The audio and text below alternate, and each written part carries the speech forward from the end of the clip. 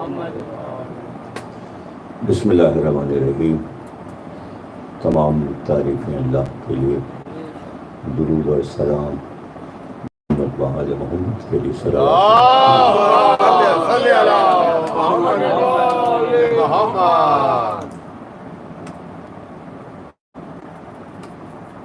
مجالس تفسیر قرآن کا آغاز ہے۔ یکم ماہ رمضان المبارک۔ گزشتہ برسوں کی طرح اس سال بھی مجالس کا سلسلہ شروع ہو رہا ہے، لیکن آج جبکہ ہم 1980 کی تفاسیر قرآن شروع کی ہوئی اور 2020 میں ہم پہنچ چکے ہیں اور نصف صدی تقریباً ہو چکی ہے اس تفسیر کو آغاز ہوئے۔ تو اب گولڈن جوبلی اس طرح ہو رہی ہے کہ ہم آن لائن ترقی کر چکے ہیں اور بجائے امام باڑے کے ہم گھر سے ہی اپنے کتب خانے سے ان تقاریر کو نشر کر رہے ہیں۔ مجمع کی بھی پابندی ہے اور مجمع بھی نہیں ہے، بغیر سامعین کے ہم یہ تقریر کر رہے ہیں۔ صرف ہمارے گھر کے افراد بیٹھے ہوئے ہیں اور ظاہر ہے کہ جو گھر کے افراد بیٹھے ہیں ان پر کوئی پابندی نہیں لگا سکتا، اس لیے کہ یہ ہمارے اپنے گھر کا حصہ ہے اور باہر کے ہم نے کسی بھی مجمع کو نہیں بلایا، اس لیے کہ قانون کے مطابق کم سے کم لوگ اس زمانے میں بیٹھیں اور مجمع نہ ہو۔ تو ہم نے بھی قانون کی پاسداری کرتے ہوئے ایسا ہی کیا کہ ہم اپنے فریضے کو ادا بھی کر دیں، فریضہ ادا بھی ہو جائے، ذکر بھی ہو جائے، اور چونکہ ان مجالس کا عنوان ہی قرآن اور اہل بیت ہے، ہم پڑھتے تو قرآن آیات ہیں، اس کی تفسیر کرتے ہیں، لیکن چونکہ پیغمبر اکرم کی حدیث ہے جو آپ نے ایک بار نہیں بلکہ متعدد بار بار اپنی زندگی میں کہی اور مثال تک آپ کہتے رہے، اور مجمع میں بھی کہا، غدیر کے خطبے میں بھی اس حدیث کو آپ نے دہرایا، اور مدینے میں بھی بار بار کہتے رہے کہ میں تم نے دو برآں کا دو چیزیں چھوڑ رہا ہوں، ایک کتاب ہے، قرآن ہے، اور ایک میری اطاعت یعنی اہل بیت ہے۔ اس لیے ہم دونوں چیزوں کو ساتھ رکھتے ہیں، قرآن اور اہل بیت ساتھ ساتھ ہیں۔ حضور نے فرمایا کہ ان میں کبھی جدائی نہیں ہوگی، اور جب ہم کوثر پر پہنچیں گے تو قرآن اور اطاعت دونوں ساتھ ساتھ ہمارے پاس آئیں گے، اس لیے کہ ان میں جدائی نہیں ہے۔ تو ہم قرآنی آیات کے ساتھ ساتھ ذکر اہل بیت بھی کرتے ہیں، اور ہم ہمیشہ سے جو چیز ہو رہی ہے، پہلی تقریر میں ہم آغاز کرتے ہیں کلام پاک کا پہلا سورہ پڑھتے ہیں اور اسی کی تلاوت کرتے ہیں، اور اسی کی تفسیر سے ہم آغاز کرتے ہیں۔ یہ ضرور ہوتا ہے کہ کسی سال 5 کسی سال 7 تقریریں سورہ الحم پر ہو جاتی ہیں، تو ایک اندازے کے مطابق روزانہ اگر اس سے متعلق جتنی بھی تقریروں میں ہو گیا، ہم روزانہ اسی سورہ کی تلاوت کریں گے۔ کلام پاک کا پہلا سورہ، اس کا نام سورہ فاتحہ بھی ہے۔ فاتحہ مفتاح سے ہے، کنجی کہتے ہیں یا نہیں، قرآن کے قفل کی مفتاح ہے، یعنی قرآن کھلتا ہے۔ کتاب کا مقدمہ تعارف ہوتا ہے کتاب کا، اور مقدمہ پڑھنے کے بعد ہی پتہ چل جاتا ہے کہ کتاب میں کیا کیا ہے۔ تو سورہ الحم پوری کتاب کا نچوڑ ہے۔ اس کے جتنے بھی نام ہیں، اور سوروں کے بھی متعدد نام ہیں، لیکن سورہ الحم کے نام سب سے زیادہ، خطاب الگ ہے، نام الگ ہے۔ اس کو ایک مشہور نام جو کہ خود اللہ نے اس کا نام رکھا ہے، جس پہ ہم کچھ دیر اس نام پہ غور کریے، وہ ہے سب مثانی۔ اللہ نے اس سورے کو سب مثانی کہا ہے۔ سب مثانی کے معنی ہے، سبا کہتے ہیں سین بے عین سبا، معنی 7 کا عدد، 7 کا عدد۔ مثانی کے معنی ہے 2 بار۔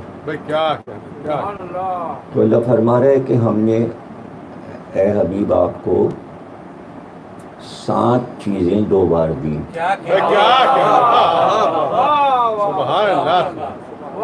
تو اس آیت کے مطابق، شب مثانی کی آیت کے مطابق، ایک بات اللہ نے ہی طے کر دی، اللہ نے، اس لیے کہ یہ سورہ 2 بار نازل ہوا۔ تو ایک عظمت اس سورے کی یہ ہے کہ یہ 2 بار نازل ہوا، ایک بار مکے میں نازل ہوا اور دوسری بار مدینے میں نازل ہوا۔ اور کہتے ہیں کہ قرآن کا آغاز بھی اسی سے ہے اور قرآن کا اختتام بھی اسی سورے سے ہے۔ اب یہ اتنا اہم سورہ ہے کہ کوئی بھی نماز بغیر سورہ الحم کے نہیں ہو سکتی، اور ہر رکعت میں سورہ الحم پڑھنا واجب ہے۔ اس کے بعد آپ کوئی بھی سورہ پڑھ سکتے ہیں۔ سورہ الحم کی تلاوت کے بعد سورہ اخلاص بھی پڑھ سکتے ہیں، سورہ کوثر بھی پڑھ سکتے ہیں، اور بھی کوئی بھی سورہ پڑھ سکتے ہیں، لیکن سورہ الحم ضروری ہے۔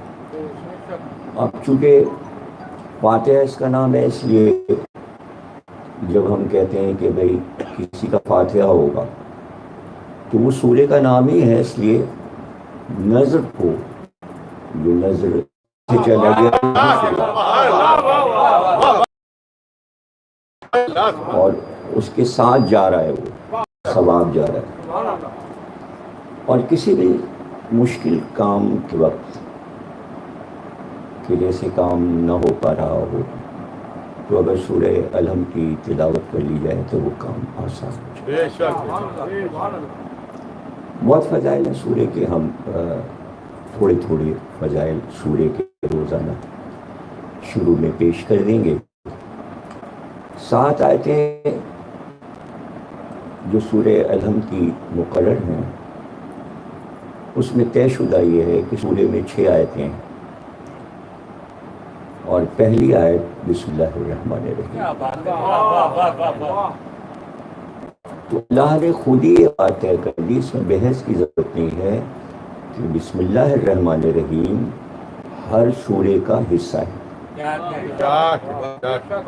اور جب بھی کوئی سورہ اترا اس کے ساتھ بسم اللہ الرحمن الرحیم کا بھی، یہ آیت کا نزول ہر سورے کے ساتھ ہو رہا ہے۔ اس میں کسی دلیل کی ضرورت نہیں، حدیث بہت ہیں، اقوال بہت ہیں، لیکن سب سے بڑی دلیل جو کہ مستحکم دلیل میں سمجھتا ہوں، قرآن سے ہی ثابت ہے کہ بسم اللہ الرحمن الرحیم ہر سورے کے ساتھ نازل ہوا۔ 114 سورے، لیکن بسم اللہ الرحمن الرحیم 114 سوروں کے ساتھ نہیں اتر رہا، بلکہ 113 سوروں کے ساتھ اتر رہا۔ نواں سورہ سورہ توبہ یعنی کہ سورہ برات، وہ جب اترا تو اس میں بسم اللہ الرحمن الرحیم نہیں اترا، نزول نہیں ہوا، اس لیے کہ اس میں اللہ عذاب کا اعلان کر رہا ہے۔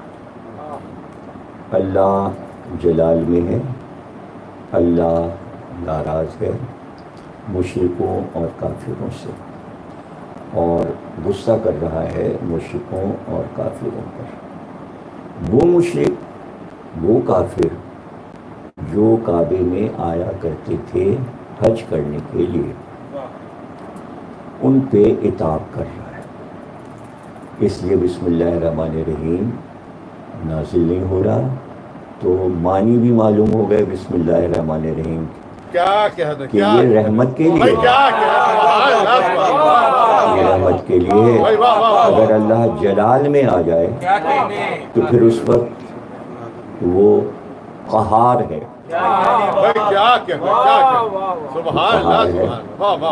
اور وہ جلال میں ہے۔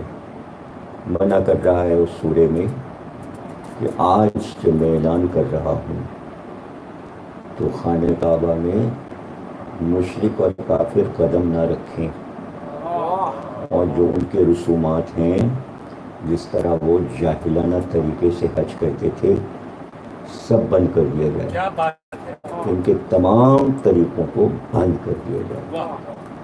مکے ہی کے لوگ تھے، اس میں عمرہ بھی تھے، رئیس بھی تھے، امیر بھی تھے، اکثریت تو عرب والوں ہی کی رہی ہوگی، تو ان کی ڈانٹ پھٹکار تو ہو رہی ہے نا سورہ توبہ میں، اور کہا جا رہا ہے کہ اندر آنا نہیں آپ کو۔ وہ دن اور آج کا دن، وہ دن اور آج کا دن، جب میں نے حج کیا 1986 میں، تو جا رہا تھا حج کے بعد، جب حج ہو گیا اور میں مدینے دو بار مکے جانا ہوا عمرے کے لیے، اور پھر میں مدینے واپس آ گیا، تو راستے میں ایک بار میں نے جہاز سے سفر کیا مدینے سے مکے کو، اور ایک بار میں نے جو ہے وہ کار سے سفر کیا۔ تو گاڑی میری جا رہی تھی، تو راستے میں جو صاحب گاڑی چلا رہے تھے، تو ایک جگہ ایسی آئی کہ دو سڑکیں تھیں، ایک شاہراہ مکے کو جا رہی تھی اور ایک مڑ رہی تھی، اس کے اوپر لکھا ہوا تھا کہ شاہراہ تبوک۔ تو تبوک کی طرف تو کوئی بورڈ نہیں لگا تھا ایسا تنبیہ والا، لیکن مکے کو جو سڑک جا رہی ہے اس کے اوپر بورڈ لگا ہوا تھا کہ اس راستے پر مشرک اور کافر نہیں جا سکتے، بورڈ لگا ہوا تھا۔ اب مجھے نہیں پتا کہ وہ بورڈ اب لگا ہے کہ نہیں لگا ہے، لیکن میں نے وہ بورڈ دیکھا تھا۔ تو اس کے معنی یہ کہ مکے میں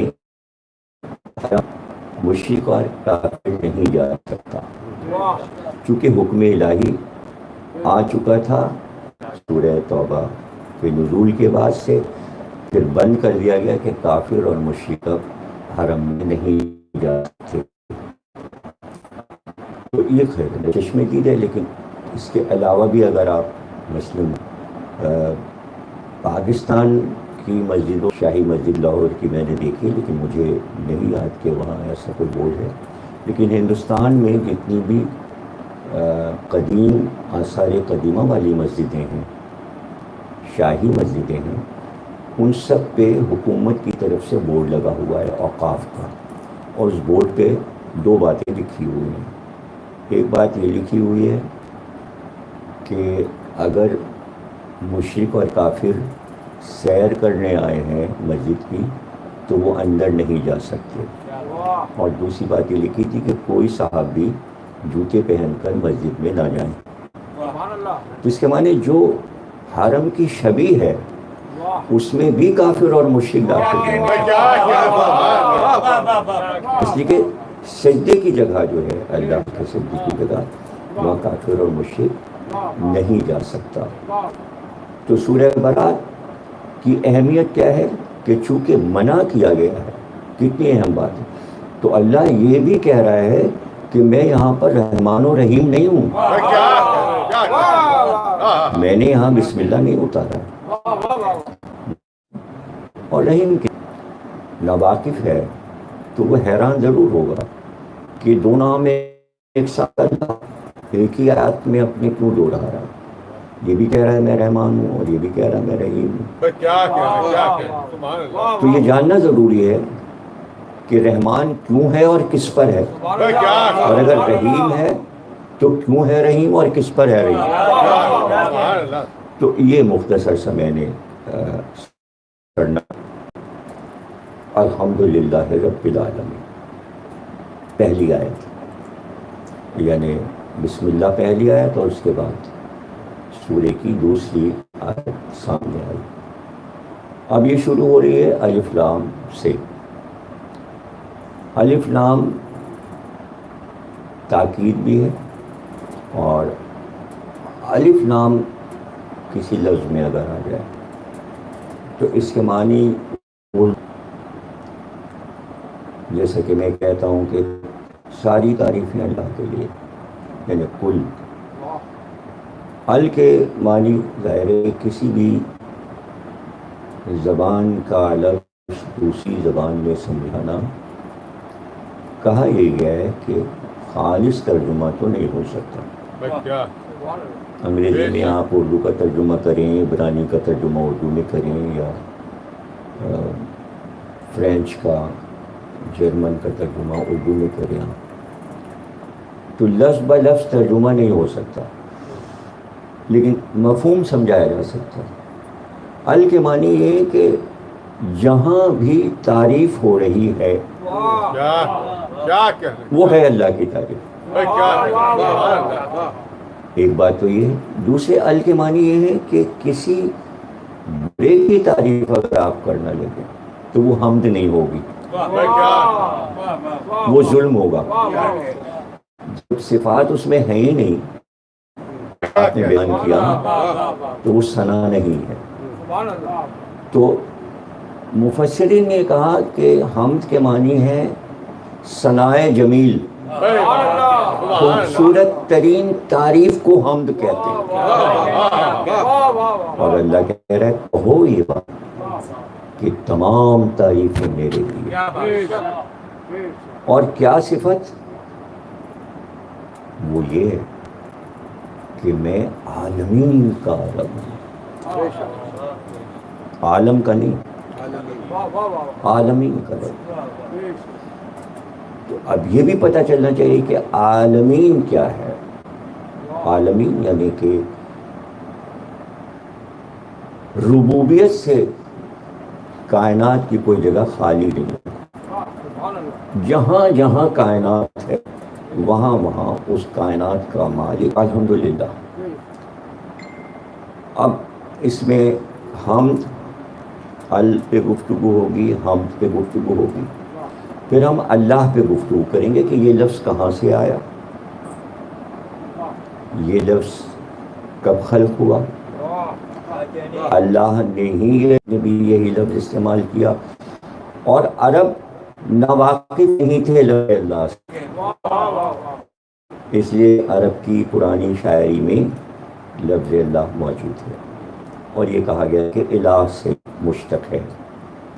اور ہم معنی جتنے بھی اللہ کے ہیں وہ، اور اللہ کے معنی کیا ہیں وہ بھی ہم آنے والی تقریروں میں بتائیں گے. ابھی تو ہمیں خاکہ صرف سورہ الحم کا بتائے دیتے ہیں. اور مختصر ترین یوں سمجھ لیں کہ سورہ کے 4 حصے ہیں. سورہ الحم کے 4 حصے ہیں. پہلے حصے میں یہ بتایا گیا ہے کہ اللہ ہی قابل تعریف ہے اور بس اسی کی تعریف کرو، اور یہ ہے اللہ کی تعریف.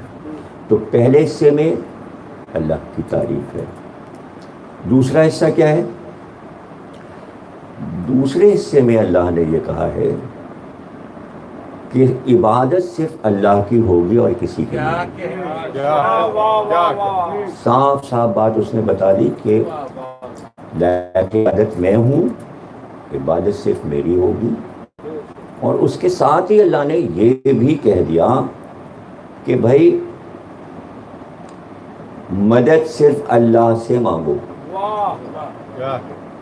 تو دوسرے حصے میں سورہ علم کے دو باتیں طے ہو گئی. پہلی بات یہ کہ عبادت صرف اللہ کی ہوگی. دوسری بات یہ طے کر دی گئی کہ مدد صرف اللہ سے مانگی جائے گی اور کسی سے مدد نہیں مانگی جائے گی. تیسرا حصہ آیا. تیسرا حصہ سورہ علم کا سمجھنا بہت ضروری ہے اور سب سے اہم حصہ یہی ہے. اسی سے پہلے کے دو حصے اور آخر کا چوتھا حصہ سمجھ میں آ جاتا ہے اس تیسرے حصے سے. تیسرے حصے میں اللہ نے یہ کہا کہ ہم سے کہو اور ہماری بارگاہ میں یہ دعا مانگو کہ ہم کو دین کا سیدھا راستہ چاہیے.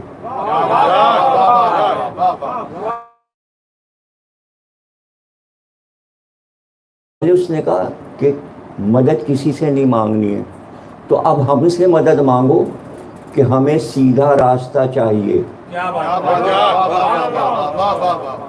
دین کا سیدھا راستہ چاہیے. تو سیدھی سیدھی بات اللہ یہ کہہ سکتا تھا کہ یہ مانگو مجھ سے کہ مجھے سیدھا راستہ دکھا دے، یا دوسرا ترجمہ یہ کیا جاتا ہے کہ مجھے سیدھے راستے پہ قائم رکھ. صراط مستقیم، سیدھے راستے پر. مستقیم یعنی سیدھا راستہ. مستقیم کہتے ہیں ایگزیکٹ نہیں ہے دین کا راستہ، بالکل سیدھا راستہ. کیونکہ سیدھا ہے تو اسے سمجھنا مشکل نہیں ہے، ٹیڑھا میڑھا نہیں ہے کہ سمجھ میں نہ آئے. سیدھا راستہ. تو یوں مانگو. کیسے مانگو گے راستہ؟ اس طرح مانگو کہ تیرے وہ بندے جن کو تو نے ہدایت پر مقرر کیا، وہ انبیاء، وہ ائمہ، وہ اولیاء جن پر تو نے اپنی نعمتوں کو نازل کیا اور انہیں بے انتہا نعمتیں دیں، بس تو ان کا راستہ ہم کو بتا دے، دکھا دے، یا اسی راستے پہ قائم رکھ. اب یہاں سے وسیلہ آ گیا. اللہ یہ بھی کہہ سکتا تھا کہ براہ راست مجھ سے کہو کہ میں راستہ دکھا دوں، لیکن اللہ کہہ رہا ہے نہیں، ان بندوں کو، یعنی وہ اپنی بات اپنی تعریف کرواتا ہے، پھر یہ کہتا ہے عبادت میری ہوگی، مدد کو مجھے پکارو، لیکن بھولنا نہیں میں نے جو اتنے انبیاء بھیجے، انہوں نے جو محنتیں کی ہیں اور پھر ان انبیاء کے نائبین ہوئے ہیں. اس لیے کہ موسیٰ کے بھی 12 جانشین ہوئے اور عیسیٰ کے بھی 12 جانشین ہوئے، تو سرکار آخر کے بھی 12 جانشین ہوئے. دیکھیں اگر صرف سرکار کے 12 جانشین ہوتے تو شاید امت کہتی کہ یہ تو کوئی نئی بات ہو گئی، لیکن پہلے موسیٰ کے 12 جانشین مقرر کر دیے تھے، قرآن میں ان کا بھی ذکر کر دیا، عیسیٰ کے 12 حوارین کا بھی ذکر کر دیا، اور یعقوب کے بھی 12، محمد آپ کے بھی 12 بیٹے ہیں، آپ کے بھی 12 بیٹے ہیں اور وہی آپ کے جانشین ہیں. تو ان کا راستہ ہم سے طلب کرو. تو اب اس سورے میں توحید کے فوراً بعد نبوت بھی آ گئی اور امامت بھی آ گئی اور ولایت بھی آ گئی، اس لیے کہ ہر نبی کے ساتھ ولیوں کا بھی ذکر ہے، ولیوں کا ذکر ہے. اس قرآن میں سورہ لقمان ہے، لیکن لقمان نبی نہیں ہے، ولی. اسی قرآن میں سکندر ذوالقرنین کا ذکر ہے، سکندر ذوالقرنین نبی نہیں ہے، ولی ہے. اسی قرآن میں جناب خضر کا ذکر ہے، نبی نہیں ہے، ولی ہے. اختلاف ضرور ہے کہ آیا کچھ لوگوں نے کہا کہ لقمان بھی نبی تھے اور سکندر ذوالقرنین بھی نبی تھے اور خضر بھی نبی تھے، لیکن زیادہ احتمال یہ ہے کہ یہ لوگ اولیاء تھے۔ اور بھی بہت سے اولیاء ہیں جن کا قرآن نے ذکر کیا، اولیاء کا ذکر کیا ہے۔ تو اس کے معنی یہ کہ وہ نیک بندے ہمارے، ان کے راستے پر چلنے کی دعا کرو۔ اب چوتھا حصہ آتا ہے کہ جو سمجھنا انتہائی ضروری ہے، جس میں اللہ کہتا ہے ہماری بارگاہ میں یہ بھی دعا کرو کہ تمہیں نیک لوگوں کا راستہ ملے اور تم نیک لوگوں راستے پر چلو، صراط مستقیم پر چلو، لیکن یہ بھی دعا ساتھ میں کرو کہ پروردگار ان لوگوں کے راستے سے مجھے بچا جن پر تیرا عذاب ہوا اور جو گمراہ ہو گئے ہیں، جو ظالم ہیں، ان کا راستہ نہیں چاہیے پروردگار۔ یہ اللہ ہی کہلا رہا ہے بندوں سے اپنی زبان میں۔ پہلے سرکار نے کہا، اب بندے قیامت تک یہ کہیں گے۔ تو اسی سورے میں محبت بھی ہے، اور جن سے محبت کی جائے ان سے جو ان کے دشمن ہیں ان سے نفرت بھی کی جائے، اور جن سے نفرت کی جائے وہ مغضوبین ہیں، وہ مغضوب ہیں، اللہ ان پہ غضبناک ہوا ہے، اور وہ گمراہ ہیں، وہ ضالین ہیں، اور ضالین پہ سورہ ختم ہو جاتا ہے۔ تو یہ سورہ آپ کے پورے دین کو بیان کرتا ہے۔ اہم چیزیں دین کی جو ہیں وہ اس سورے میں آ گئی۔ اللہ کی تعریف کیا کیجیے، اٹھتے بیٹھتے، یہی سورہ کہہ رہا ہے۔ دوسری بات، اللہ ہی کی عبادت کیا کیجیے۔ تیسری بات، ہر وقت اسی کو پکارا کیجیے، مدد اسی کی طلب کیجیے۔ لیکن اگر وہ یہ کہہ دے کہ میرے نیک بندوں کو بھی شامل کر لو اس میں، تو فوراً ہی تو کہہ رہا ہے کہ ان کا راستہ، سوال یہاں ہے راستہ اللہ کا ہے یا محمد کا ہے؟ تو وہ بھولا نہیں، اس نے کہا ہاں راستہ میرا ہے، لیکن میں نے محمد کے نام راستہ لکھ دیا ہے، اسی سورہ الحمد میں لکھ دیا ہے کہ ان کا راستہ جن پر میں نے اپنی نعمتوں کو اتارا ہے۔ محمد سے زیادہ نعمتیں کسی کو ملی؟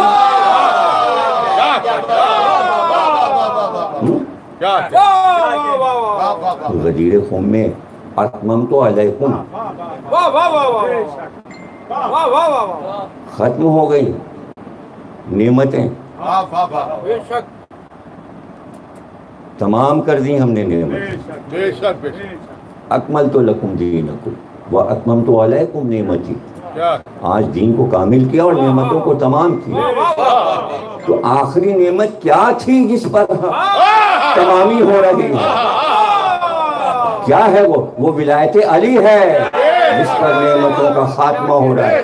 اب یہاں سے نعمتوں کا ایک اور دفتر کھل گیا، اسے کہتے ہیں ولایت علی کی نعمت۔